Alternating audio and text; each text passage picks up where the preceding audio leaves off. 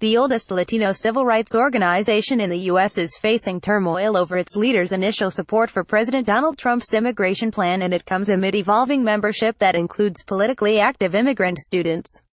Until about 10 years ago, the League of United Latin American Citizens was known for its efforts to Americanize Hispanic residents following decades of group support for restrictive U.S. immigration policy. But members say a deep split that emerged last month between some of the group's 132,000 members and its president, Roger Rocha, reflects how the organization known as LULAC has transformed to include immigrant rights as a central feature of its agenda.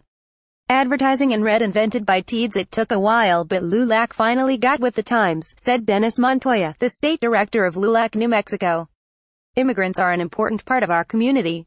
Rocha has been under intense pressure to resign after he wrote a letter on January 28 supporting Trump's border security proposal, including the U.S.-Mexico border wall and a reduction in visas for foreign relatives of U.S. citizens in exchange for greater protections for children in the U.S. who were brought to the country illegally by their parents and parents who overstayed visas.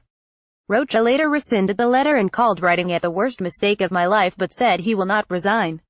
Some members of the group's 12-member executive board have said they will mount an effort to impeach him next week at a three-day meeting in Washington, D.C. Montoya said Rocha should have known that his support for Trump, which was not backed by the group's board, would have been widely viewed as a step backward to positions that the group has not supported for decades. The group generally supported immigration restrictions in the 1940s and 1950s, and a civil rights lawyer, Gus Garcia, who worked with the League, held a historic meeting with President Harry Truman in which he asked for a crackdown on immigrants trying to enter the U.S. illegally. Later, the group sought the reduction of the Bracero program in the 1950s that allowed low-wage Mexican guest workers to work legally in the U.S. before leaving or staying permanently. Founded in 1929 by World War I veterans, the League of United Latin American Citizens formed in response to the discrimination that Mexican-American veterans and residents faced in Texas. The group soon expanded to other states and grew even larger after World War II when USSOLRS with Mexican roots came back from fighting in Nazi Germany ready to take on segregation.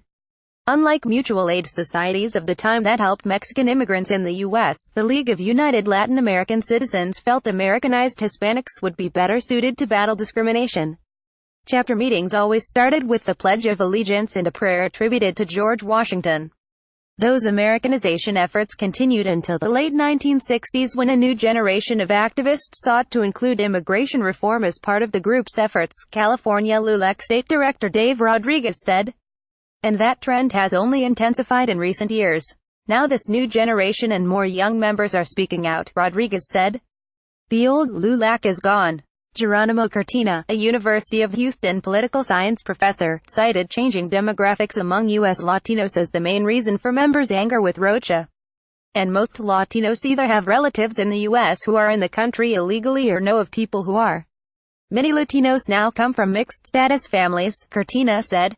So it's no surprise that LULAC members are slowly changing the group. Some members warn against adopting stances that would favor immigrants over Latinos who are U.S. citizens and those with legal permission to live and work in the country.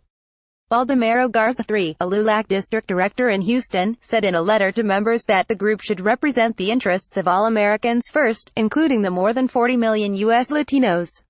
Let's be crystal clear. Dreamers are foreign citizens in our country, Garza wrote. They have taken advantage of our benefits meant for American citizens.